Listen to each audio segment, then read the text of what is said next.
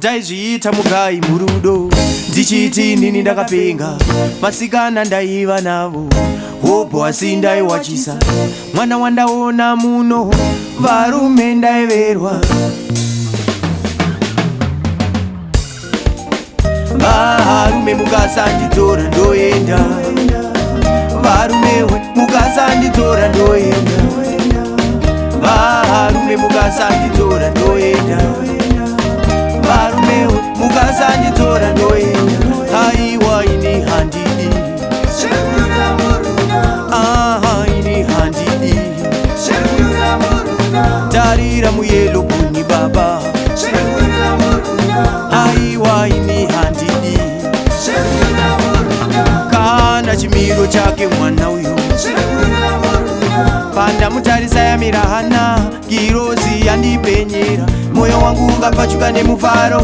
meno achinyengwerera ndiye chete wandakarota kuhope tichidanana akandibata musoro mwiri wese ukamerera pandakapepuka wane dzingo rihope ziya richiyerera ndiye chete wandakarota mwana wandaitsvaka ndiye chete wandakarota girozi yandimusiye ndiye chete wandakarota mwana wandaitsvaka varume mukasanditora ndoenda varume mukasanditora ndoenda varume mukasanditora ndoenda varume mukasanditora ndoenda haiwa ini handidi ini handidi tarira muyelo kuni baba haiwa ini handidi kana chimiro chake mwana uyo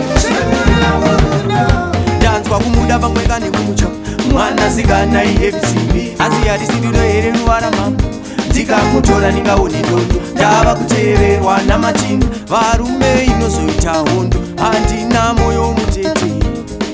shangu zvauya handina moyo mutete saka gara imandibata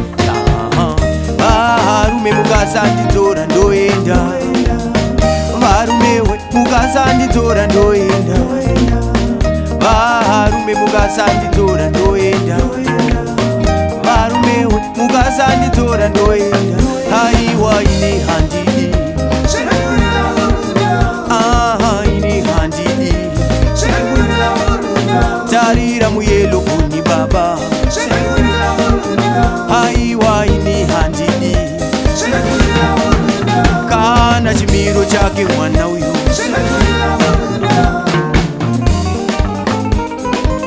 chaka wako mtara wosiya wemumwe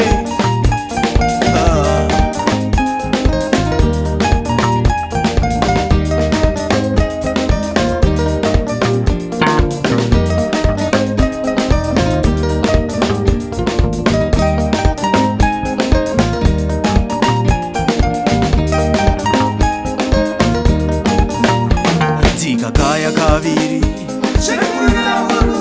tarira muyelo kuni baba